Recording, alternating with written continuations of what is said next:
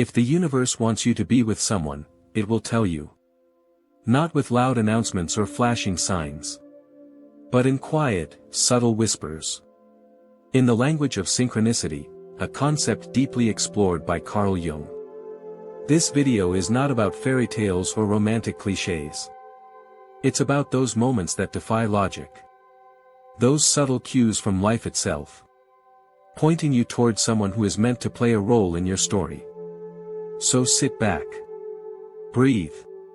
Let your heart listen. Because if you've ever felt like fate was pulling you towards someone, you may not be imagining it. Section 1, Carl Jung and the Language of the Universe. Carl Jung once said, "Synchronicity is an ever-present reality for those who have eyes to see." To Jung, the universe speaks in meaningful coincidences. Events that may seem random but carry deep personal significance. These are not accidents. They are clues. Whispers from the unconscious, or perhaps the divine. When the universe wants to bring someone into your life, it doesn't always knock on your door.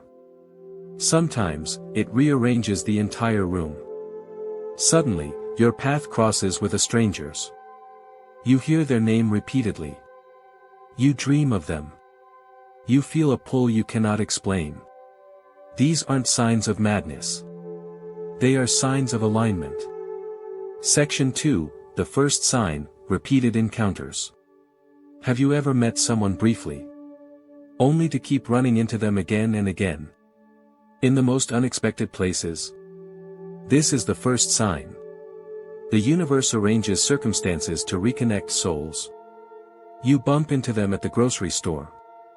They show up at a friend's party. You take the same train. Jung would call this meaningful coincidence. Not random, but charged with purpose. It's the universe weaving two threads into the same tapestry. When someone is meant to be in your life, life finds a way to bring them closer. Again and again. Section 3, the second sign, an unexplainable sense of knowing. Sometimes, you meet someone for the first time. Yet it feels like you've known them forever. Their voice is familiar. Their presence is calming. There's no awkward silence. Just instant connection. This is the second sign. It's what Jung called a psychic connection. A resonance between two unconscious minds. Perhaps you've met them in another life. Perhaps they reflect a part of yourself that you've forgotten. The universe knows when two souls recognize each other, even if your minds do not. That sense of knowing, that peace without effort, is the soul remembering. Section 4, the third sign, dreams and visions. Jung believed that dreams are messages from the unconscious. Symbols. Archetypes. Stories trying to reveal truths your waking mind ignores. Have you ever dreamed of someone you haven't met yet? Or someone you barely know? And in that dream, you feel peace, love, or even urgency. That is the third sign. Sometimes, before life brings someone into our world, our dreams introduce them to our spirit. The dream might be symbolic. A faceless figure. A comforting presence. A name whispered as you wake. Don't dismiss these dreams. They are your soul's compass. Section 5, the fourth sign, emotional intensity. The right people don't always come into your life with ease. Sometimes, they stir something deep inside you. Something raw. Something real. You feel drawn to them, but also afraid. There's excitement and fear. This is the fourth sign. Because the universe doesn't just send you what you want. It sends you what you need. And growth often begins with discomfort. Carl Jung taught that our unconscious often projects itself onto others. The traits you see in someone else, good or bad, are mirrors of your inner world. If someone triggers powerful emotions, if they challenge your ego, if they make you question yourself, it may be because the universe is asking you to evolve through them. Section 6, the fifth sign, shared synchronicities. Synchronicity doesn't just happen to you. It happens between you and them. You both think of each other at the same time. You text them, and they're already typing. You share the same dreams. You're going through similar life phases. These are not coincidences. These are convergences. Jung saw synchronicity as a principle that reveals hidden patterns. When two people are aligned, life begins to reflect their inner bond. Pay attention to these moments, because they are the fingerprints of fate.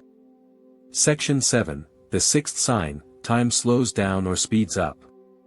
Have you ever lost track of time around someone? Minutes feel like hours. Or hours pass like seconds.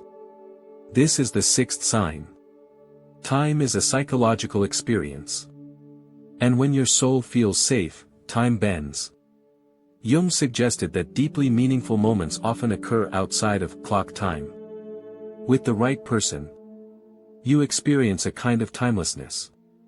As if you're stepping out of the ordinary and into something eternal. That's not just chemistry. That's spiritual resonance. Section 8, the seventh sign, intuition over logic. Sometimes, the universe bypasses your rational mind completely. It speaks through feeling.